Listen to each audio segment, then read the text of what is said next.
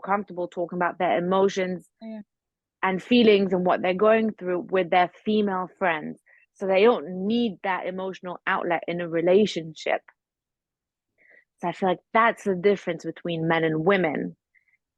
And you were saying beforehand about your client coming and tell you, no, I don't need that. This is what I need. I need help in certain aspects. And I've had that a lot also with people that I was talking to and trying to help, where they think they know what they need help in and where they need to change, but they don't really. And I see this a lot in a lot of different aspects, is that people see and hear the truth they want and not the truth they need.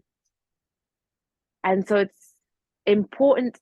That is why it's important to get an outside perspective to see things objectively of where you really are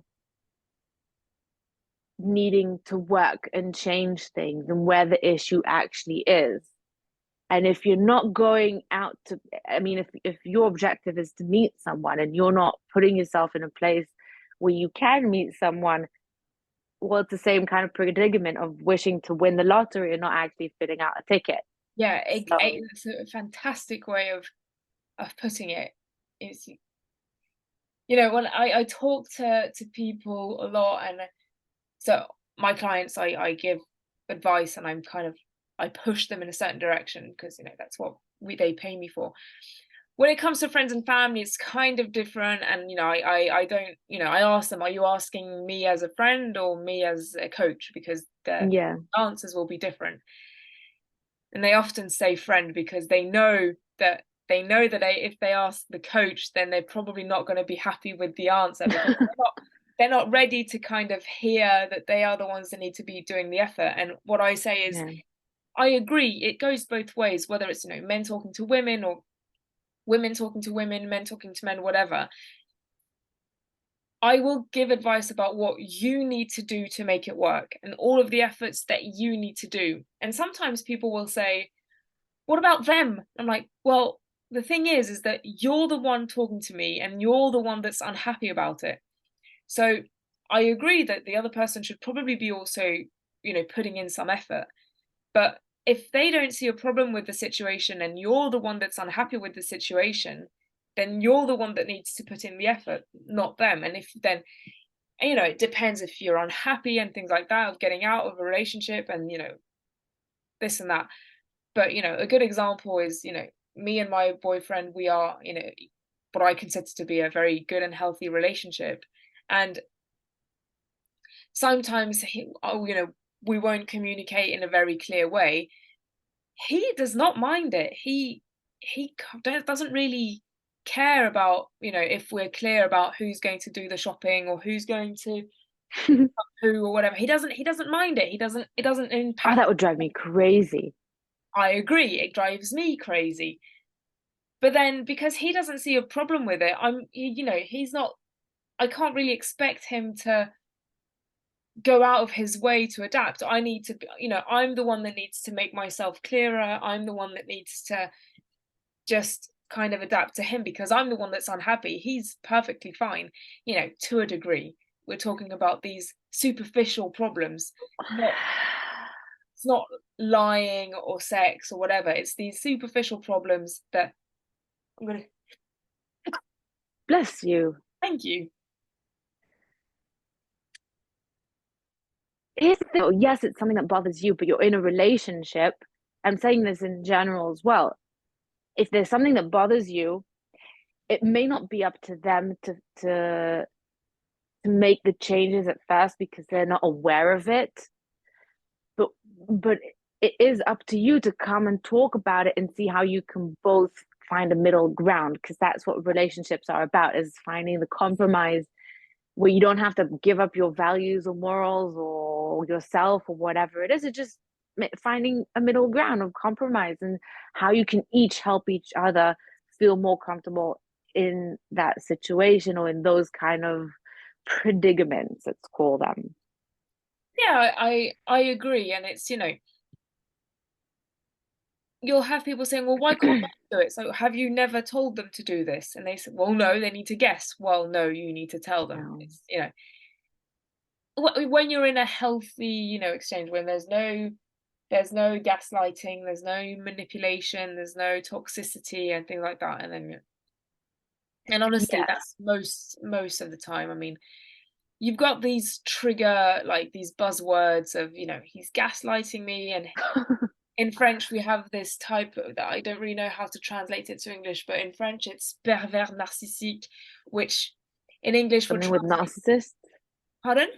Something with narcissists. Yeah, something with narcissism was just like this guy. They enjoy like manipulating you in a negative way, and so you've got this category of guys that are like horrible, and then you've just Yeah. got these guys that are just being a bit clumsy and being a bit, but they've somehow fallen into that category as well. And it's like you need to calm down with these buzzwords of just kind of like bullying and things like that. There's bullying, and then there's just accidental kids will be kids, and you need to we all need to just take a chill pill and just refocus our energy on what we find negative and what we find positive.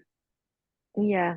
And we need to talk about the things that bother us, not bottle them up and not say, oh, why aren't they doing something about it? Because they may not be aware of it and they don't know that it's bothering you.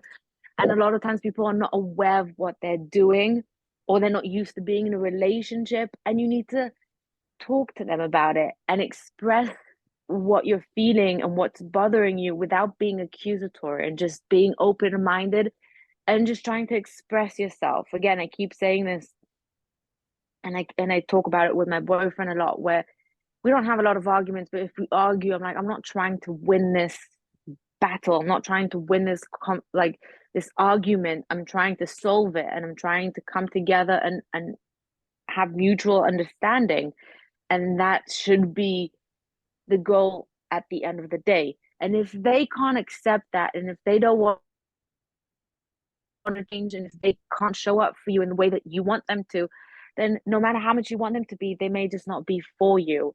And it's sad and unfortunate, but it just is what it is. And a lot of times we find ourselves in these predicaments because we hold on too tight to someone who just doesn't fit into our lives. And we try to fit a puzzle piece that just doesn't belong to that puzzle. And so we end up being frustrated and angry and wasting time. And I'm not sure exactly how I got here, but it's important to raise things as they come along and not wait for them and not sweep them under the rug, and just solve them, or just figure out as early as possible if this person is willing to be flexible with you and Yeah, if they're wrong for you.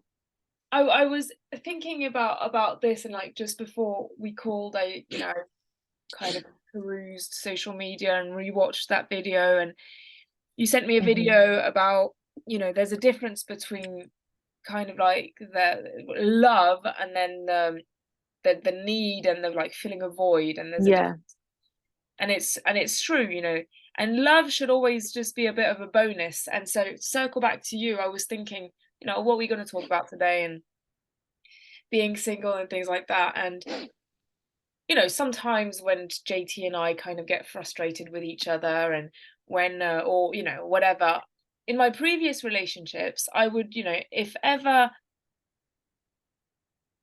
I would get frustrated with a boyfriend, I would have this mentality of, it's fine, I'll find somebody else.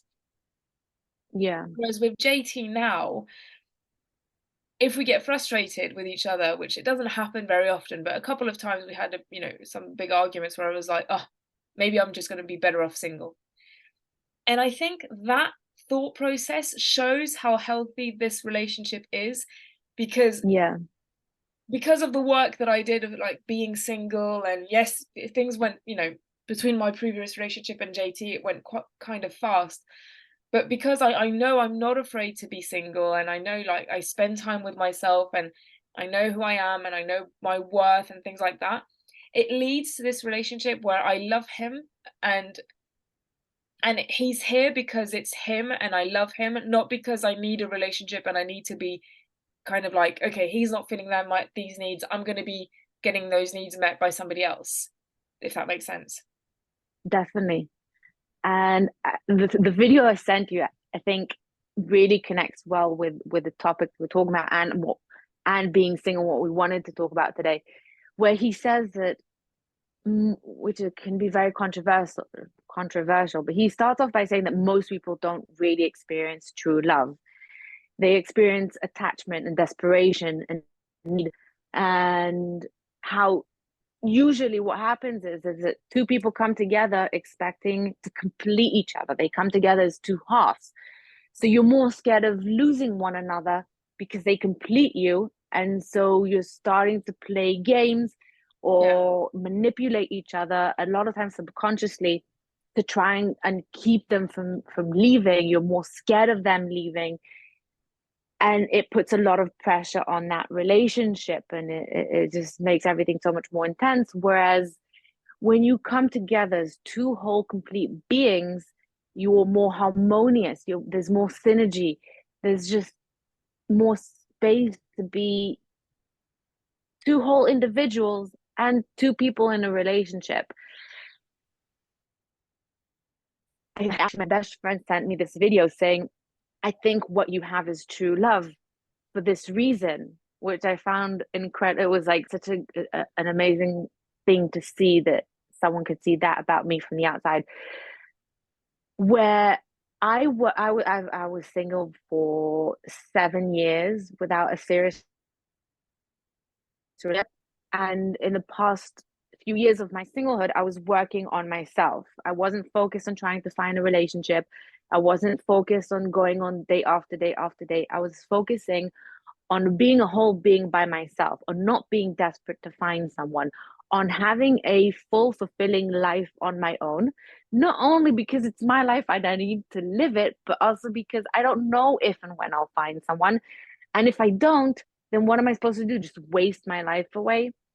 So I decided that I'm going to be a complete being on my own, and I'm not going to search for someone to complete me. I'm going to complete myself. And so when I did find someone as a whole complete being that did a lot of work on herself, it's become one of the most healthiest relationships I've ever, it's the healthiest relationship I've ever had, for that exact reason. Because we've both done a lot of soul searching and work on ourselves. We've both built a life for ourselves without depending on each other. And so that allows us to start this relationship from a healthier vantage point of not depending on each other to lift us up, to make us happy, to make us strong, to fill our time up. They're not the sole source of our happiness. Yeah. And that is when you find your relationship. I feel like a lot of times people completely miss the point. They try to find a relationship that will fix them and help their loneliness and help their happiness, when in reality they need to fix their own happiness and loneliness and strength and whatever it is, and the relationship will come after. Yeah, exactly. And it will help with kind of finding that right person, because you hear about all of these toxic relationships and